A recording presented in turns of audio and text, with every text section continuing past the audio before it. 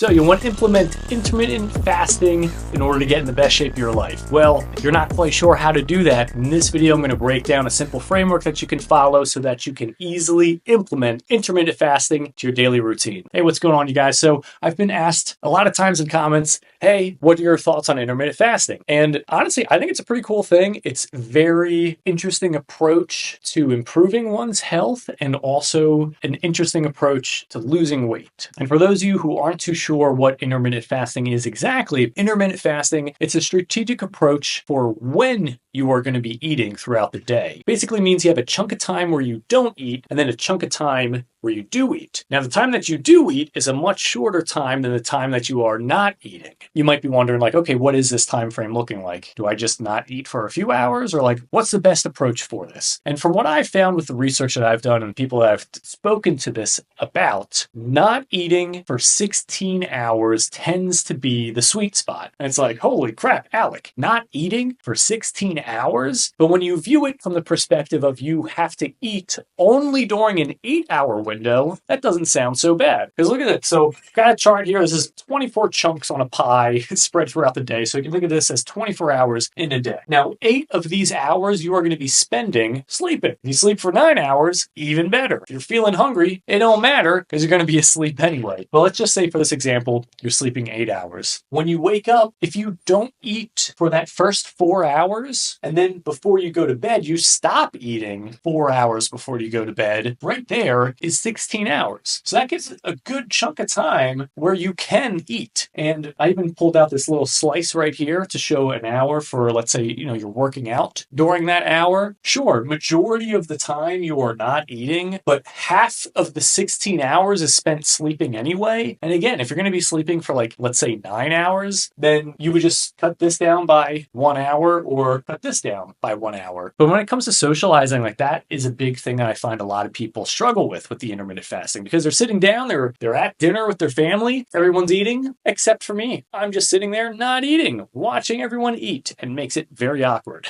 So you do not want to be in that situation. So if you find that you are always having family dinners at night during this 4-hour window, just take that out, move it over here. Like, it's perfectly fine to eat during that time. Like, the social aspect is the thing that really hinders people. But maybe it's breakfast. You wake up in the morning, you're cooking up breakfast for the family, everyone's eating, or you go out to brunch every morning with the girlfriends or whatnot, and it's very awkward because it's like, man, I shouldn't be eating. However, it's like Lego blocks, like move it whichever way best suits your time. So if you want to be having breakfast with the girls or the guys, whatever, then don't have the 4 hours during this time span. Maybe just don't eat for the first 2 hours when you wake up, and then just stop eating 6 hours before you go to bed. Or if you have dinner with the family, stop eating 2 hours before bed. Just have dinner at 7 o'clock. You get done eating at 8 and you go to bed at 10, good to go. Just like find ways to make it work for your schedule. That's going to be the best way to have it stick as a lifestyle. If your current habits are conflicting with the way that you set up your intermittent fasting schedule, it's always going to feel like you're battling, and it's never going to feel like something that you can actually make part of your life for the long term. So find ways that you can make it fit in your current schedule so that it makes it easier to stick. Now, from what I've heard from scientific research and different studies that are conducted for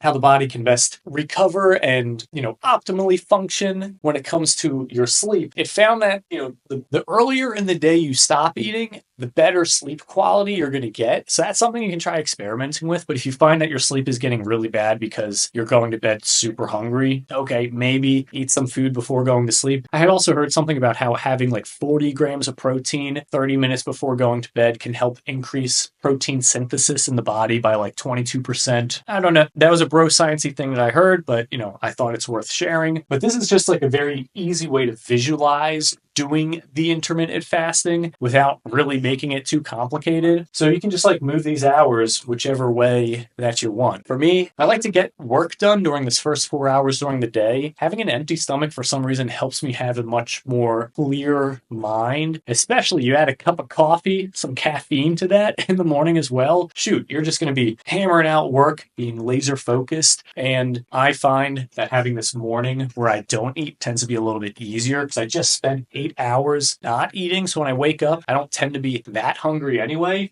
So that's what I like to do, at least. Now, do I intermittent fast all the time? No, I don't. Because with the intermittent fasting, I like to experiment with it sometimes. If I'm trying to be very regimented with my schedule and my diet, I will better implement it. And whether you're looking to lose fat or even build muscle, at least like from what I've seen from personal experience, it's really not going to hinder either of those things. Now, at the end of the day, if you're looking to burn fat or build muscle, it just comes down to the amount of calories, the amount of protein. If you want to lose fat, are you staying below your total daily energy expenditure, which is just like the amount of calories that you're burning naturally throughout the day? If you eat less than that, you're going to burn fat. And when it comes to the protein, are you eating your goal protein? Now, I've got a lot of videos where I talk about how to calculate those numbers out. I got a card link popping up somewhere. But for burning fat, it most certainly is going to help with burning more fat because you have to eat less than what you are burning. So if you are doing activities throughout the day and you are shortening that window of time for when you do eat, it makes it much more difficult to have those guilty snacks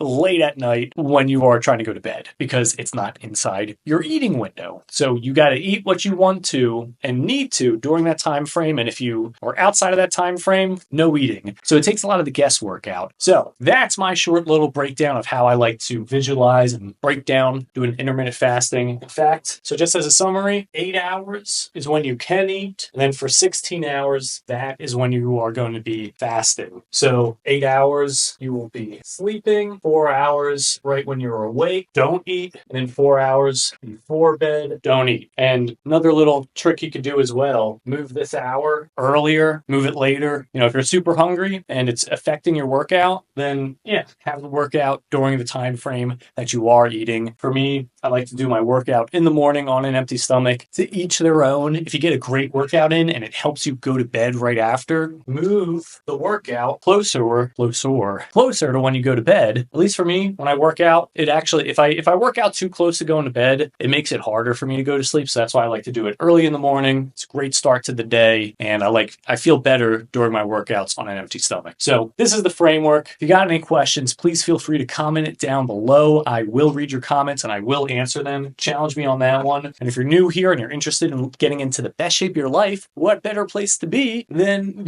here? I got a whole bunch of videos talking about how to burn fat, build muscle. So if that's something you're interested in, make sure to hit that subscribe button. Thank you so much for watching. I look forward to seeing you in the next video. Peace.